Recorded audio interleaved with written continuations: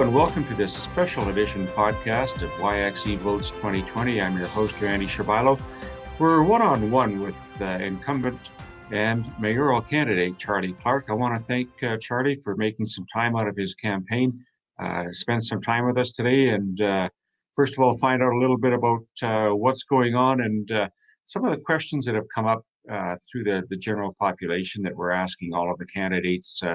Property taxes. Everyone has to pay them in some way, shape, or form. Is there anything that you can shed some light on in terms of the past history of property taxes and what we can expect in the coming few years? Absolutely, and I certainly understand that right now, especially, property taxes are on people's minds. Pocketbook issues. There's a lot of financial pressures on families and seniors and people with fixed incomes trying to pay the bills, and so we've worked hard as a council to drive down those property taxes. You know, we've lowered the average property tax increase 1.25% lower than what it was in the previous term, by doing a combination of things, finding more efficient ways to deliver services, everything from our snow clearing to energy savings efficiencies, to reorganizing some of our departments and finding and also even things like fire halls. So we're saving over $2 million a year by our fire department and firefighters getting together and coming up with a more efficient way of organizing our fire halls in the city. Because we want to be able to drive down those costs for people and have citizens see value for every tax dollar that you spend. But we've also made record investments in infrastructure, more than any city council before, because we know that we've had in history times when we haven't looked after our roads, our sidewalks, our water mains, and that just creates challenges. Our bridges, as we saw with the traffic bridge. And so what we've been doing is balancing, finding efficiency in how we deliver city services, but also strengthening our infrastructure and our quality of life for citizens, so that people feel proud of the neighborhoods they live in and the city we live in. And so my commitment, I have a 4-point strategy for how to continue to drive down the property tax increases in the year to come, or in the term ahead. That includes strengthening our partnerships with other organizations to deliver city services. That includes continuing to find efficiencies through technology. That includes continuing to find efficiencies when it comes to energy efficiency in our community, and using our existing building up instead of out more, so that we use our existing infrastructure better and don't spread ourselves out too thin. When we look at a strategy, I guess, encompassing that, you mentioned fire and of course, police is one of the larger items in our budget in the city. We have issues with crime and safety and tackling perceptions, again, of crime as well. And the Dubé Lighthouse has been brought up by a number of folks in terms of some issues and hot spots around the area. What would the strategy be by yourself leading council as the mayor with regards to some crime and safety issues going forward? Absolutely. You know, I've had a chance to talk to downtown business owners about the challenges that people have been facing, people who live downtown, and also families in neighborhoods who are facing challenges of living beside drug houses, or near derelict properties where there's unsafe activities going on. I've actually attended with police in ride-alongs to overdose calls and seen the impact of somebody who has lost their life as a result of addictions, and the ripple effects, the terrible effects that this has on families in our community. And I've been talking to mayors right across the country about the challenges that we're seeing when it comes to crime, drugs, and addictions. We're not unique in Saskatoon. The Dubé Lighthouse has been one of the areas that has been a real challenge within our community. We're seeing, as they've taken on more and more services to try and meet the needs of people who are facing addictions and homelessness, that there's a concentration of activity there between shelter services and housing services that is creating difficulties for people who are homeless and need those supports, and also for surrounding neighborhood businesses in the area. And so what we've done is developed a strategy with the provincial government and the tribal council and police and fire and the downtown business community to come up with a new approach. So it starts with what's called the Sawaitotan outreach project, the pilot project to get people who are on sidewalks and who are in ATM machines and who are in riverbanks and who are downtown, and building on the success of how we relocated people from the city center and in suites in a coordinated way, successfully getting them into housing, use that same approach of going to where people are at and getting them off the streets and into housing. While at the same time, we have a task force that is going to evaluate the shelter model in the city, and the role of the shelters at the light, including the role of the shelters at the lighthouse, and develop a new model that will be better for both residents and people who need those shelter services, as well as for the surrounding downtown businesses and people in the area. And so my goal is working with, again, the provincial government, which is absolutely critical, because housing and addictions and mental health are all under the jurisdiction of the province, not the city. We need to be working with them to get new solutions in place, and we are now, especially over the last several months, and the tribal council and community partners to come up with a new approach that's going to be better for the whole community. And so this is a crucial time in the months and years to come to do that implementation successfully, and that's one reason I want to be there to build on the work that we've already done and see it through. When we look at some of our major projects that are being talked about and planned, we have the new library. We've been planning for the bus rapid transit and the downtown arena convention center. Can you talk about those three in terms of what you'd like to see happen and how that might unfold? Yeah, we're at a very critical point to see a generational opportunity to shape the future of the downtown in Saskatoon, and to make sure that we have a very strong and vibrant downtown. It starts with keeping it safe, which is what we just talked about, but it also it can be tied to the really strategic development and planning of some of these kinds of facilities, like bus rapid transit, a future downtown entertainment district, as well as the library. I know the library has been coming up as part of an election issue here. I want to be clear that right now there has been a very deliberative process. The City Council has made a decision to provide $67 million of borrowing room out of our debt limit for the library to proceed, and they have, on that basis, moved ahead and spent tens of millions of dollars on this project. It is not something that we can go back in history and change that decision without bringing significant risk to residents. So those people who are proposing to go backwards and try and make that decision over, it will create some very significant financial challenges. The library project is one that will create hundreds of jobs in construction.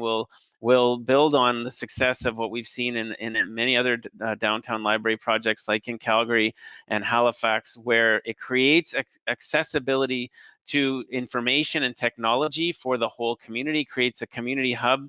And what we've been learning is that the cost to citizens and taxpayers is about $22 over the course of 5 years. That's what it will cost citizens at a time when interest rates are very low. We need to have infrastructure projects to drive the economy, and bids are very competitive. And so I believe that it's time to move forward and make sure that we can see these developments take place. The more long-term project is the downtown entertainment district and arena. In my view, it's still smart to plan for this and to identify what the right location of that arena should be, so that as we understand the impacts of the pandemic and some of these issues on large facilities, we still know and can see where this facility would be, and so we can also plan other things like transit and other developments around it, because it is such a key site where it's going to be. I think that under the economic conditions we're in, it'll slow down the development of that project, but having the plan in place and the understanding of where and how it could fit in will help us to make sure that we can build the most vibrant downtown possible. Reinvesting money in the existing SaskTel Center, it has been proven very clearly through analysis that even with a $200 million investment, you won't deal with some of the really fundamental flaws or fundamental challenges of the building, given the way that concerts and other events are taking place there, and that the most successful models of new facilities like arenas need to be in the downtown and in the core of the city. So my goal is to be strategic in terms of the planning and the preparation, and ultimately with a facility like an arena, make sure that it's done in a way and financed in a way that is not relying on property taxes. And that's a priority that I have, and we've been learning from examples of arenas in Kansas City and Des Moines and Lincoln, Nebraska, that have actually been able to do that and not put a burden on taxpayers. And so that is the goal I have, is to challenge those in the business community, in the private sector, and other levels of government, come up with models that we can make sure that this isn't a burden for property taxes, but that still allows us to plan for a strong and vibrant downtown in the future. I think that opens the door. One of the other questions we had was securing municipal funding from different levels of government and forming the partnerships. Can you expand on that? Absolutely, yeah. This has been absolutely, Saskatoon has been the driver of the provincial economy. We've created over 60% of the jobs that have been created in the province in the last 10 years. 50% of the population growth that's come to Saskatchewan has come to our city. And so it's very important that we are working with the provincial and federal governments on them working together to make sure that we're creating the conditions to continue to drive the economy. But that means building quality of life. That means having the right strategies to attract businesses and into our community, having the necessary funds to fund infrastructure and to fund policing and to fund these things that are important to keep the community safe. And I'm proud of the work that we've done, even through this pandemic. We've worked with the provincial government and federal governments to make sure that they realized that we were taking a hit in our own revenues in order to shut down transit and facilities, and they have come up with supports, whether it's through the provincial municipal infrastructure program or the federal Safe Restart program. We advocated for that, and they have been working with us to make sure that we're not carrying that burden or having to pass it on to citizens. We've been working with the federal government on housing, as well as the provincial government, as I mentioned, on strategies to create and grow the tech sector in our community, working with Innovation Saskatchewan and the associated ministries there. I've been proud of the partnerships I've been able to build with both levels of government, and I see that as absolutely instrumental to moving our city forward. So November 9th, 2020 comes and goes, and if you are re-elected as mayor, what would you think would be your vision for the next 4 years? Well, I want us to really turn the corner and to fix and address some of these very challenging systems that are addressing safety in our community, starting with, as I said, this project to address the challenges of the lighthouse and see the relocation of some of those services. I want to see us make sure that we get through this pandemic, which I haven't had a chance to talk about, but that has been absolutely critical, that we have done such a good job in the community of keeping people safe and keeping the virus down and being one of the safest places in the world. But at the same time, there are many people and businesses that are facing some very real challenges, whether it's in the restaurant industry, the hotel industry, anything to do with tourism and the events industry. We need to keep working together to get through this as strong as possible and to create jobs for the future, building on a strength of being able to be a safe community and having the food, fuel, and the fertilizer that the world is going to continue to need. I think we have every reason to be optimistic about our future if we work together.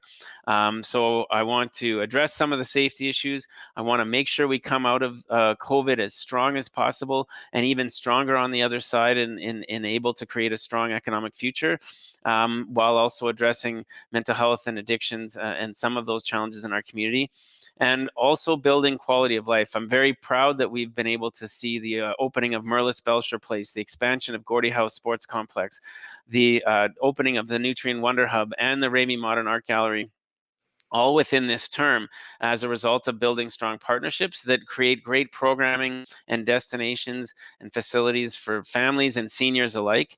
That kind of quality of life gives people a sense of living in a strong city with a strong future and great opportunities. These are all things that I believe we can continue to build on in order to have a city that people feel really proud to live in, and proud of the local leadership and the way that the government works with all partners of the city to make it a great place to live. Charlie Clark, incumbent and mayoral candidate running for the November 9th, 2020 election. I want to wish you the best of luck and thank you for your time today. Thank you, Randy, for hosting this show and for all your leadership as the mayor of Riversdale, as we all like to call you, for so many years. You've been a great voice and a great advocate and a great partner, and so thank you for doing this and for all that you do in the community. And everybody who's watching, please stay safe and continue to be kind to one another out there as we work our way through these challenging times. Thank you, Charlie.